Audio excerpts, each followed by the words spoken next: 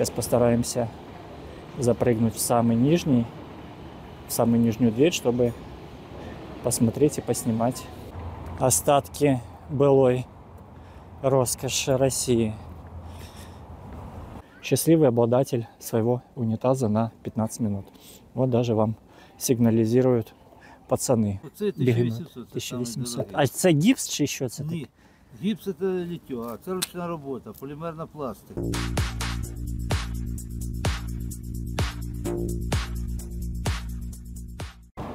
Так, мы с вами заходим на пейзажную аллею. Зимой тут совсем тоскливо. Сейчас чуть-чуть потеплело. Я думаю, что она будет выглядеть более красочно и ярко.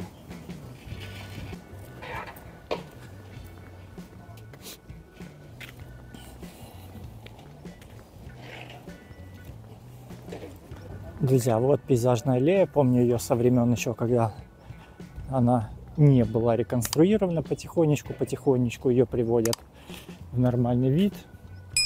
Дома, которые соседствуют. Вот Тарас Шевченко, видите? Дома, которые соседствуют с ней, пытаются отремонтировать, отреконструировать. Получается это довольно-таки сложновато, но главное, что что-то движется вперед.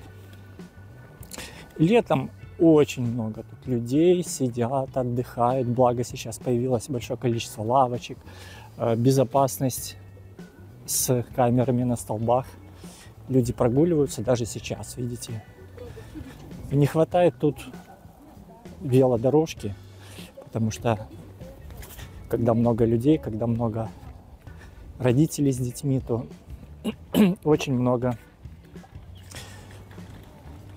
очень большая вероятность наезда, так скажем. Вот построили, видите, детскую площадку. Кто-то ее уже успел разобрать немного, но надеюсь, что в будущем это будет все отреконструировано. Вот про таких велосипедистов я говорил, да, которые гоняют. Навчаємось граючи. Буквы, наверное, для незрячих. Вот такие вот жестовая мова. Вот такие шары. Домовенок Кузя, наверное, который сидит и смотрит на нас свысока. Вот такие подсвечники. Добрий день. А в яку ціну оце у вас? Оце 1800. 1800. А це гіпс чи що це? Ні, гіпс це літьо, а це ручна робота, полімерна пластика. Пластик, І ага. всередині каркас. Каркас. 3-4 дня робиться. Ну я понял. А черепашка в какой цене? Черепашка 900 гривень. 900 гривен. Візьміть Ага. руки, попробуйте, щоб ви Ага. розуміли, Ну, що це. да, такие. Я думал, они тяжелые такие, Це да. 1300. А якщо ті важкі, то дуже багато матеріалу. Не, да, да. Всередині цей особливо порожній. Угу. Ну, каркас, да, внутри. Каркас, Просто. так. Так, то 900, а это вы сказали 1800. 1800, Ага, дякую. Вот такие вот, видите, подсветнички. Интересные. Кто любит, я думаю, оценят по достоинству. Не было в Киеве туалетов, сейчас туалеты на каждом шагу, на каждом углу. Вот такие, видите, большие будки, которые за какое-то количество денег, да, откроют вам двери, а денег всего лишь нужно 10 гривен. Видите? 10 гривен, и вы счастливый обладатель своего унитаза на 15 минут. Вот даже вам сигнализируют пацаны о том, что нужно сюда идти при необходимости. Где-то что-то снимают, да, какие-то, вижу там пирата в пиратской какой-то шапке. Солнечная погода сделала свое дело. Как вы думаете, если на столбе висит «Вигул собак заборонено», да, то собачка, которая выгуливается. Как она должна себя вести? Расскажите. Снизу мы видим, да, вторую очередь, ну, вторую часть, наверное, этой пейзажной аллеи. Ее вот как раз сделали. И вот там по лестнице можно спуститься на Воскресенку, где многие, у кого свадьба, вон еще одна собачка. Плевать люди хотели на выгул собак. Хотя, может быть, там больше про выгул на газоне. Не знаю. Справа сверху вижу на балконе, что продается квартира 200 квадратных метров. Интересно, насколько тут может потянуть эта квартира. Если найду в интернете цену, вставлю вам скриншот, возможно, фотографии этой квартиры. Может быть, нет, это я схожий, которая продается. Посмотрим, сколько в исторической части города.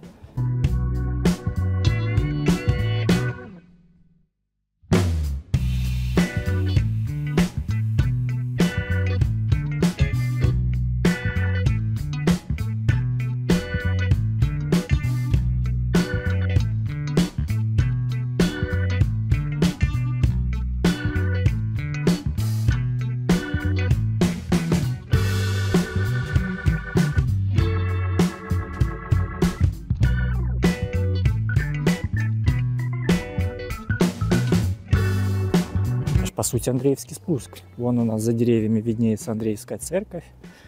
И это у нас прям такая локация не из дешевых. Кто-то выгуливает собачек, кто-то выгуливает кошечек. Кошечки тоже любят гулять. Протяженность относительно небольшая, но как-то, знаете, вот сюда, когда люди попадают, то так все умиротворенно, все не спеша. Это сейчас многие несутся, видимо, с работы или на работу. Но в целом атмосфера тут позволяет так насладиться отдыхом, насладиться пейзажем. Когда летом, вы же понимаете, когда летом еще вот это вот все кусты, вся зелень, все деревья, они покрываются зеленью, то совсем абсолютно другой вид.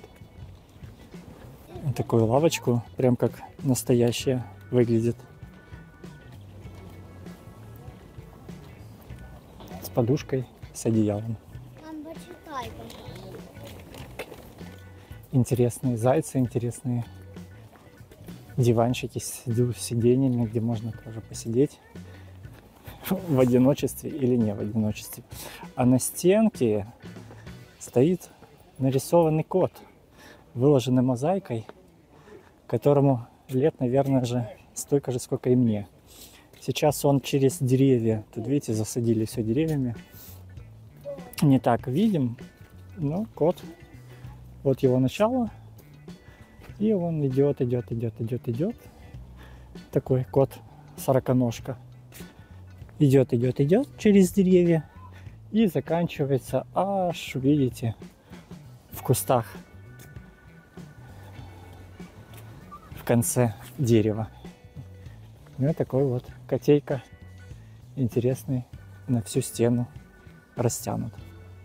Мы постепенно с вами, друзья, выходим на Андреевский спуск. Это у нас Национальный музей истории Украины.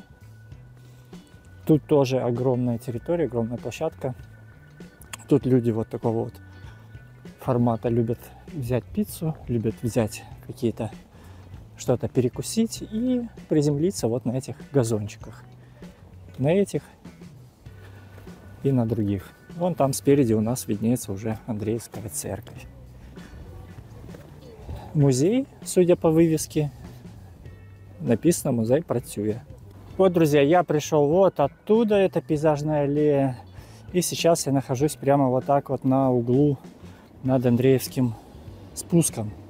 Андреевская церковь у нас, Андреевский спуск вниз, а снизу люди, видите, продают и шарфики, и кепочки, и ушанки, все, что хотите. Кто-то уже складывается, кто-то еще нет.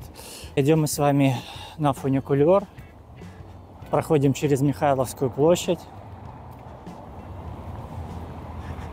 Видим тут остатки былой роскоши России.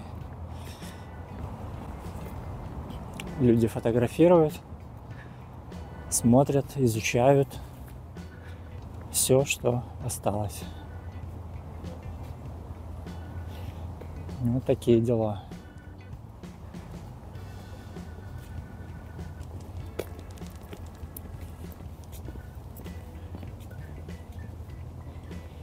Обугленный металл.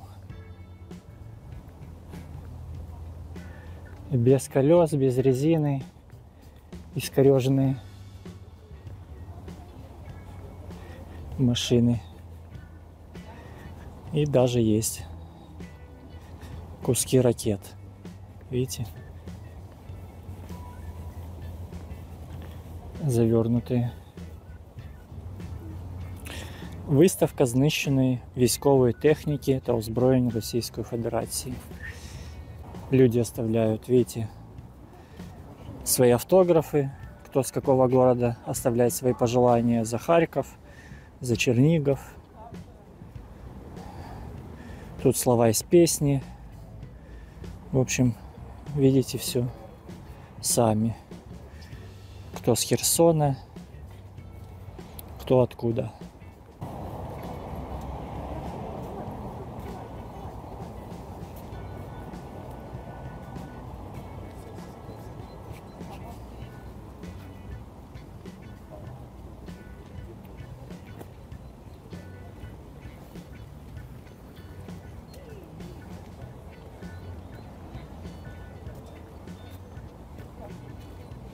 Вот видите, даже то, что осталось автомобилей обычных жителей, которые, скорее всего, пытались эвакуироваться с городов, куда пришли освободители.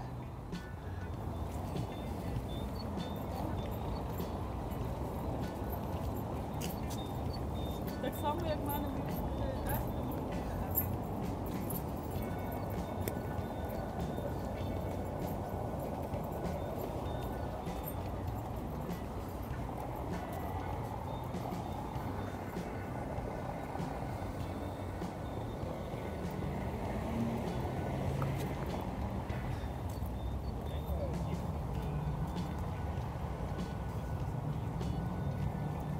Да, друзья, вот так вот выглядит изнутри это все дело. Видите, да? Вот это вот. О, еще вот видите?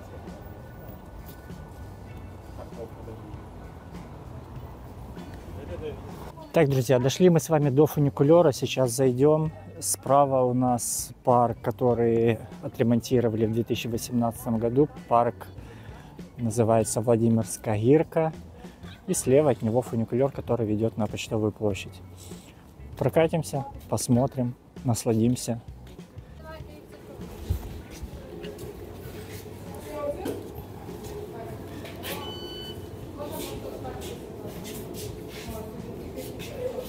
Для информации в цифрах. Первый рейс фуникулера осуществлен был в 1905 году. Тогда он был деревянным, вы прикиньте, и двигался со скоростью 2 метра в секунду. Сейчас скорость 7 км в час, обслуживается около 15 тысяч пассажиров в день. Один вагон рассчитан на 100 человек. Общая длина фуникулерной вот этой вот канатной трассы, вот этой длиннющей, 222 метра, и расстояние между станциями по высоте 76 метров.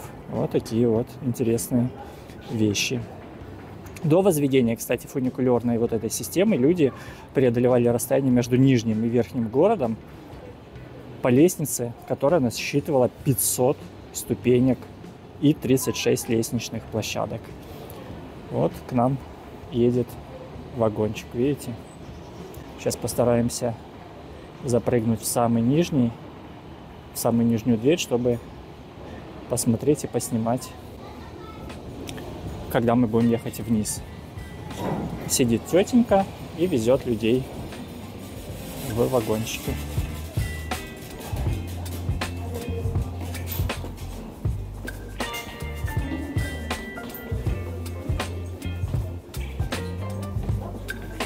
Вон туда мы сейчас с вами поедем. Вот посмотрите. Самый низ. Вон там стоит второй вагончик. И он работает по такой как маятник. Цена спуска, как в общественном транспорте, 8 гривен.